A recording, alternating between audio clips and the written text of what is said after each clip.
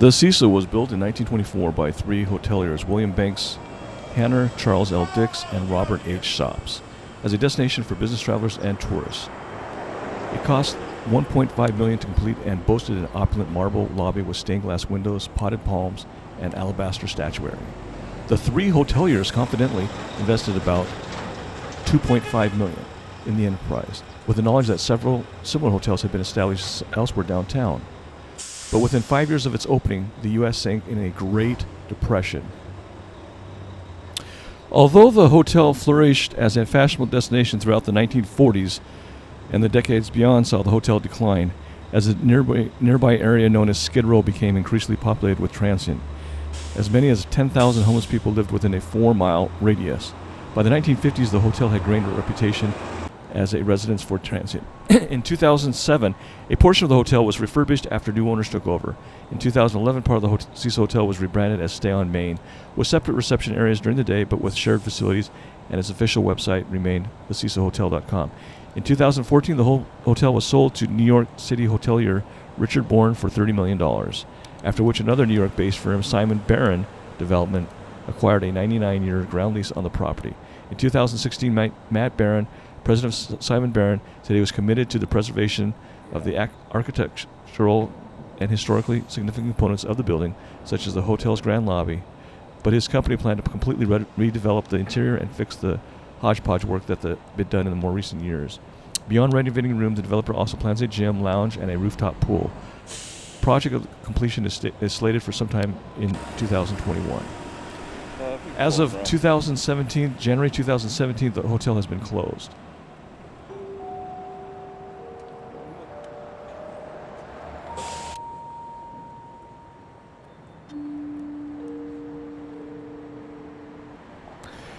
There have been numerous examples of deaths and violence that have occurred at the Cecil Hotel.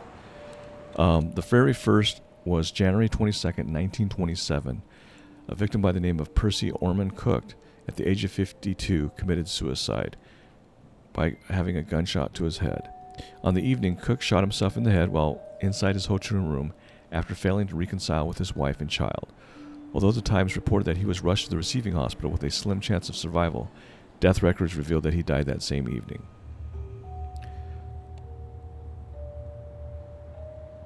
There was a lady by the name of Pidgey Goldie Osgood. She was actually murdered on June 4th, 1964. A hotel worker discovered Osgood, a retired telephone operator, dead in her room. She had been raped, stabbed, and beaten, and her room was ransacked. Osgood was well known around the area, and she had earned her nickname because she always fed the birds in the nearby Pershing Square. Near her body was the LA Dodgers cap she always wore and a paper sack full of birdseed. Hours after her murder, a man by the name of Ellinger was seen walking through Pershing Square in blood-stained clothing. He was arrested and charged with Osgood murder, but was later cleared of the crime. The murder remains unsolved to this day.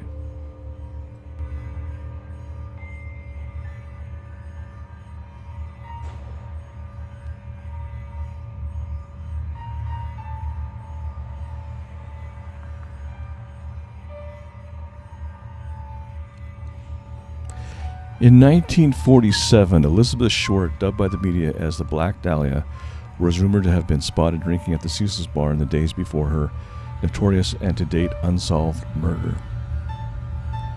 In the 1980s, the hotel may have been resident to the serial killer Richard Ramirez, otherwise known as the Night Stalker. Ramirez had been a regular presence on the Skid Row area of LA, and according to a hotel clerk who claimed to have spoken to him, Ramirez was rumored to have stayed at the hotel for many weeks. Ramirez may have engaged in part of his killing spree while staying there. There was another serial killer, Austrian Jack Unterweger, who stayed at the Cecil in '91, possibly because he was kind of copying Richard Ramirez. While there, he strangled and killed at least 3 sex workers, for which he was convicted in Australia. He hanged himself shortly after his conviction.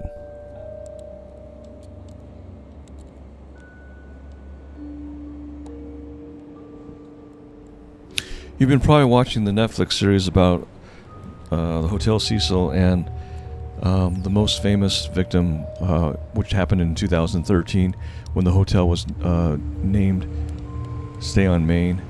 It was regarding a young Canadian student, Elisa Lam, who was found in the water tank on the roof.